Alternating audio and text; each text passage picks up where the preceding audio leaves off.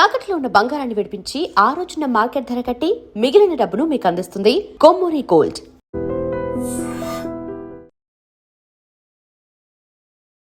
నమస్తే, welcome to I dream. నేను వలి. నటుడు ప్రకాష్ రాజ్ రాముడి మీద చేసినటువంటి వ్యాఖ్యలు పెద్ద ఎత్తున దుమారం రేపుతున్నాయి. రాముడు నార్త్ నుంచి సౌత్కు వచ్చేసాడు, పండ్లు దొంగిలించాడు, డబ్బులు కట్టలేదు, లక్ష్మణుడు నేను లక్కీ అని చెప్పేసి అన్నాడు, శూర్పణఖ ఏదో డాలర్లు ఇవ్వాలని చెప్పి అడిగింది. ఈ స్టోరీ మొత్తం చూసిన వాళ్ళందరూ కూడా పెద్ద ఎత్తున హిందువులు, హిందూ సంఘాలు వీళ్ళందరూ కూడా దుమ్మెత్తిపోస్తూ ఉన్నారు.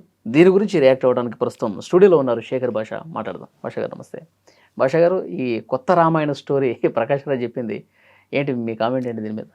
ఆయనకి అంటే ఆ స్టోరీలో రావణాసురుడు శూర్పణఖని ఆయన చాలా గౌరవం, వాళ్ళని కాస్త హీరోలుగా, వీళ్ళు ఏదో దొంగలు కాజేయడానికి వచ్చినట్టుగా. అంటే విలన్ని హీరో చేసాడు, హీరోని విలన్ చేశాడు. బేసికలీ ఆయన అన్ని సినిమాల్లోనూ విలన్ చేసి చేసి చేసి విలన్లనే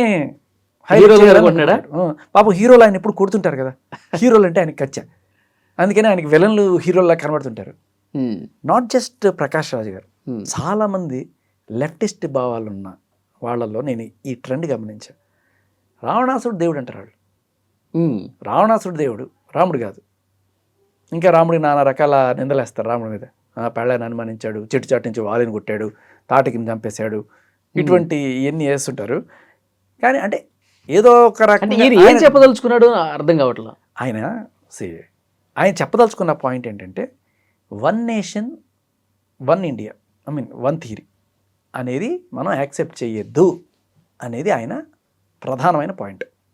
ఆయన చాలా వ్యంగ్యంగా కూడా చెప్పాడు, వన్ నేషన్ వన్ థియరీ అని చెప్పి రకరకాల హావభావాలు పెట్టి కొంచెం ఎక్కిరిస్తూ యాక్టింగ్ స్కిల్స్ అంటే మోడీ గారిని డైరెక్ట్గా అంటున్నాడు అనమాట. అంటే ఏంటి, దేశమంతా ఒకటే రకమైన పరిపాలన, ఒకటే రకమైన సిద్ధాంతాలు, పాలసీలు, చట్టాలు ఉండాలి అనేది వన్ నేషన్ వన్ థియరీ. కాకపోతే మనకి యహా హర్ కదం కదం పే ధరతీ బదిలే రంగ్ అని చెప్తారు. మనకి ఇక్కడ రకరకాల కల్చర్స్ ఉన్నాయి, యూనిటీ ఇన్ డైవర్సిటీ అంటారు ఇండియాని. అందుకనే కొన్నిసార్లు అక్కడ అప్లై అయిన రూల్ ఇక్కడ అప్లై కాదు. సో చెప్పాలంటే కొన్ని ఏరియాస్ లైక్ నాగాల్యాండ్ అటు సైడ్ పోతే ఒక్కొక్క మహిళ ఇద్దరు ముగ్గురిని పెళ్లి చేసుకునే ఇది కూడా ఉన్నాయి, చేసుకోవచ్చు వాళ్ళకి అఫిషియల్ అది. అలాగే కాశ్మీర్ లాంటి చోట అక్కడ అసలు వేరే చట్టమే ఉండేది మొన్నటిదాకా. అవును. అలా ఫెడరల్ అంటాం దీన్ని. అంటే ఒక్కొక్క రాష్ట్రం వాళ్ళకి సంబంధించిన చట్టాలు వాళ్ళు చేసుకునే హక్కు కల్పిస్తూ ఆ ఫెడరల్ గవర్నమెంట్ అనేది ఆ స్ఫూర్తి తీసుకొచ్చారు. కానీ దీన్ని కొన్ని విషయాల్లో యూనిఫై చేయాలి మనం, చేయకపోతే తప్పుపడతాం. ఒకటి కరెన్సీ, అది అలాగూ దేశం అంతా యాక్సెప్ట్ చేసేది సింగిల్ కరెన్సీ, అంతేగాని ఇక్కడ కరెన్సీ అక్కడ కరెన్సీ లేదు. రెండోది భాష. మన దేశం అనుకున్నప్పుడు మన తెలంగాణ వాడు కాశ్మీర్ పోయి అయినా బిజినెస్ చేసుకునేట్టు ఉండాలి, కన్యాకుమారి పోయి అయినా ఇల్లు కొనుక్కునేట్టు ఉండాలి, ఎక్కడ ఏమి ఇది ఉండకూడదు. ఇప్పటికీ మనం కొన్ని చోట్ల అడ్డుపడతాయి. లైక్ అరకు లాంటి ప్రదేశం ఎంత బాగుంది, మనం ఒక చిన్న ఇల్లు కట్టుకుంటే బాగుంటుంది అనుకుంటాం, కానీ కుదరదు. అది ఏజెన్సీ ప్రాంతం, నువ్వు కొనుక్కోవడానికి కుదరదు. There are rules. అలా కొన్ని ఉన్నాయి అడ్డంకులు ఇప్పటికీ కూడా. But still one nation one theory ఏంటంటే అందరికీ ఈక్వల్, ఎవడైనా ఎక్కడైనా వెళ్ళి కొనుక్కోవచ్చు. అక్కడ నువ్వు గిరిజనుడు అయితేనే కొనుక్కోగలవు, లేకపోతే కొనుక్కోలేవు. ఇప్పుడు ఈ సిద్ధాంతాన్ని చాలా వరకు తీసుకొస్తున్నారు మోడీ గారు. ఇది ఎస్పెషల్లీ లాంగ్వేజ్ విషయంలో ఈయన అపోజ్ చేస్తున్నాడు ప్రకాష్ రాజ్. లాంగ్వేజ్, హిందీ అన్ని చోట్ల కూడా మాట్లాడాలి అంటే ఏం చేయాలి, ప్రతి స్టేట్లోనూ హిందీ సబ్జెక్ట్ పిల్లలకి ఫస్ట్ నుంచి అలవాటు చేస్తే వాడు కనీసం ఒక 10th క్లాస్కి వచ్చేటప్పటికి ఏదో క్యాకర బేకర కట్టారే అని చెప్పి ఏదో చోట మోట హిందీ అయినా మాట్లాడుకొని సర్వైవ్ అయిపోగలడు. ఇప్పుడు కేరళలో పుట్టావయ్యా, లేకపోతే తమిళనాడులో పుట్టావు, జనరల్గా అక్కడ ఎక్కువగా ఆ లాంగ్వేజే మాట్లాడతారు. సపోజ్ ఏదో పని మీద వీడు సెంట్రల్ గవర్నమెంట్ ఉద్యోగం వచ్చింది, వీడు ఎక్కడికో పోతాడు, ఢిల్లీనో పూనానో ఎక్కడో పోతాడు. పోయినప్పుడు కనీసం బియ్యం కొనుక్కోవాలన్నా లేకపోతే ఏదో కూల్ డ్రింక్ కలుపుకోవాలన్నా కిత్నా హై క్యా హై అని నేర్చుకోవాలి కదా. అవును. సో అది నేర్పిస్తుంది, మంచికే, తప్పు లేదు దాంట్లో. అసలు సబ్జెక్టే ఉండకూడదు, హిందీ తీసి అవతల పడేయండి, ఇది మాది. ఇక్కడికి వచ్చిన బయట వాళ్ళు కూడా మలయాళం నేర్చుకొని మలయాళంలోనే సంభాషించాలి. అది కొంచెం అభిమానం విపరీతం అయిపోవడం అనమాట. అసలు కంప్లీట్గా హిందీని బ్యాన్ చేయాలి, హిందీ అనేది ఇక్కడ కంప్లీట్ అపోజ్ చేస్తారనమాట వాళ్ళు. వాళ్ళని ఏదో మాయ చేసి వాళ్ళని ఏదో కాజేయడానికి వచ్చినట్టుగా చూస్తారు బ్రిటిష్ వాళ్ళు వచ్చేసి మనల్ని ఎలా అని. సరే ఇంగ్లీష్లో కూడా మాట్లాడుకోవచ్చు, తప్పలేదు, కానీ వన్ నేషన్ ఒక యూనిఫైడ్ లాంగ్వేజ్ ఒకటి ఉంటే కమ్యూనికేషన్ బాగుంటుందనే ఉద్దేశంతో పెట్టారు ఇది. ఈయన ఏమంటాడు, ఆయన కేరళలో ఇచ్చిన మీటింగ్ అనుకుంటుంది. ఇక్కడ కేరళకి ఎవడొచ్చినా వాడు మలయాళం నేర్చుకొని మలయాళంలో మాట్లాడాలి, అంతేగాని వేరే లాంగ్వేజ్లో మాట్లాడకూడదు. ఏమంటారు అక్కడ ఉండే వాళ్ళందరూ కేరళలో ఏం చప్పట్లు కొడతారు. అరే ప్రతి చోట కొంత మైనారిటీ ఉంటారు, అక్కడ కొంతమంది హిందీ మాట్లాడేవాళ్ళు ఉంటారు కదా, వాళ్ళు మలయాళం రాక లేకపోతే నేర్చుకోలేక ఇబ్బందితోనో వాళ్ళు వెళ్ళి హిందీలో మాట్లాడితే వాడు కొట్టి పట్టుకొని చంపారు కదా. సో ఈయన తీరి ఈయనకే చెప్తా మళ్ళీ, అంటే నీ హిందీ నీ దగ్గర పెట్టుకోవయ్యా, మా మీద రుద్దకు అని ఈయన చెప్తున్నప్పుడు, ఎందుకంటే అంత భారతదేశంలో ఇంత చిన్న కేరళలో నువ్వు రుద్దకు అని చెప్పినప్పుడు, మరి ఇంత చిన్న కేరళలో ఇంత పోర్షన్ ఆఫ్ హిందీ వాళ్ళు ఉన్నారనుకో, మరి వాళ్ళని ఏం చేస్తావు? సో ఈ డామినేషన్ తోటి నువ్వు వీళ్ళని తొక్కుతున్నట్టు కదా, అంత పెద్ద దేశంలో ఈయన నన్ను తొక్కుతున్నాడు అనుకుని నువ్వేమో వీళ్ళని తొక్కితే అది తప్పు కదా. సో అది సదుద్దేశంతోనే చూడాలి. కాకపోతే ఏంటంటే ఎడ్డే ఉంటే తెడ్డాం, నువ్వు రైటు నేను లెఫ్ట్, నా భావజాలం ఇది, నువ్వు ఏమనంటే దాన్ని నేను తొక్కుతా. అంటే ఆయన చెప్పదలుచుకుంది స్ట్రైట్గా చెప్పకుండా రామాయణాన్ని తీసుకొచ్చి మహాపురుషుడిని తీసుకొచ్చి, అందుకే ఏమంటారంటే చెప్పాల్సింది చెప్పకుండా ఏంట్రా మాకు ఈ రామాయణం అంటారు కదా, అందుకే రామాయణమే చెప్పాడు ఆయన. ఇప్పుడు ఆయన చెప్పిన మాట ఇది బేసికలీ. అదే కాంట్రవర్సీ అయితే తీసుకోండి, నచ్చకపోతే తీసుకోకండి. నాకు కొంత బాధగా ఉంటుంది, హైదరాబాద్లో ఉండి నీకు తెలుగొచ్చు నాకు తెలుగొచ్చు, బయటికి వెళ్తే మనం హిందీ ఏం ఆడతాం తెలియని వాటితోటి, ఆడికి తెలుగు వచ్చి ఉంటుంది, ఆటోవాడికి చక్కగా తెలుగు కూడా ఏంటాడు, ఆడ వెనకాల తెలుగులోనే క్యాప్షన్ కూడా రాసుకుంటాడు నన్ను చూసి ఆడవకురా అని.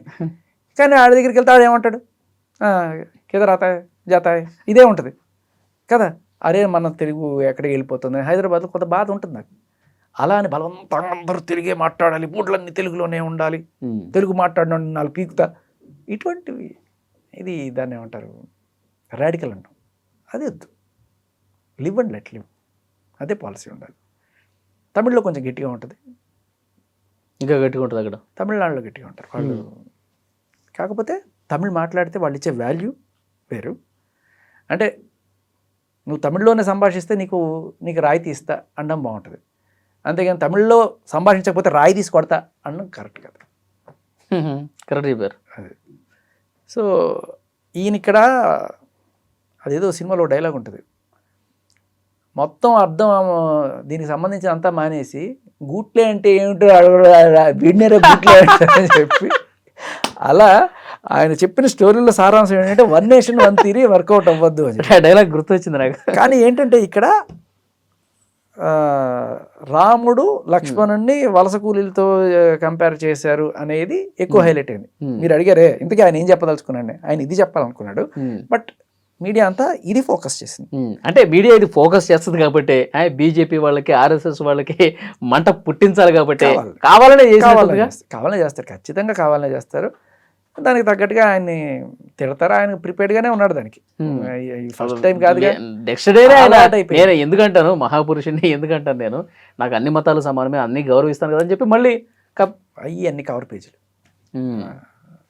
పేజీలే తప్ప అది అక్కడ క్లియర్ కట్గా నీకెందుకబ్బా, నేను ఇక్కడే కొంతమందిని చూస్తున్నాను రావణాసుర దేవుడు అనేటోళ్ళు కమ్యూనిస్టుల్లో కొంతమందిని. ఏం చేస్తాం, వాళ్ళకి ఎవరో ఒకడు కూర్చొని బాగా బ్రెయిన్ వాష్ చేస్తాడు అనుకుంటా ఎవడన్నా. ఆ లెక్కన కనీసం రాముడు మన దేశస్తుడు అట్లీస్ట్, రావణాసుడు మన దేశం కూడా కదా, శ్రీలంక కూడా కదా.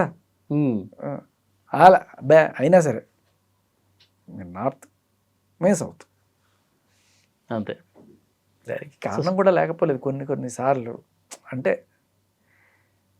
కొన్నిట్లో నార్త్కి ఇచ్చిన ఇంపార్టెన్స్ సౌత్కి ఇవ్వరు అనే మాట వాస్తవం, అది నిజం.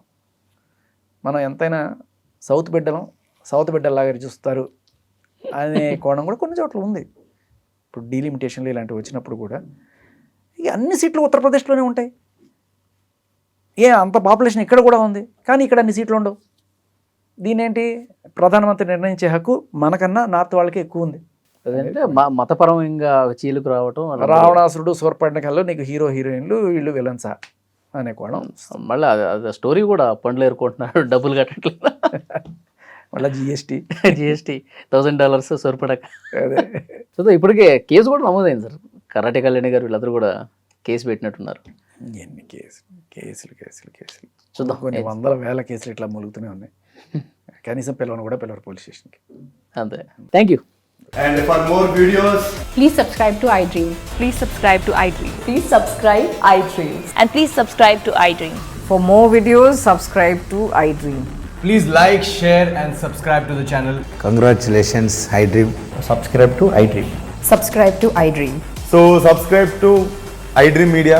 iDream ki iDream team andarki huge congratulations. Please subscribe iDream Media. Please subscribe to iDream. Subscribe iDream. Please subscribe to iDream. iDream అంటే నా కళల ఛానల్ను సబ్స్క్రైబ్ చేసుకున్న నోరు తిరుగుతలేదు, మీరైతే గంట గుర్తు కొట్టండి. For more such videos, please subscribe to iDream. Subscribe to iDream. Please subscribe to iDream. Please subscribe iDream Media. Please do subscribe to iDream. Please subscribe to iDream Media. For best entertainment and information, please subscribe iDream. And don't forget to subscribe to iDream.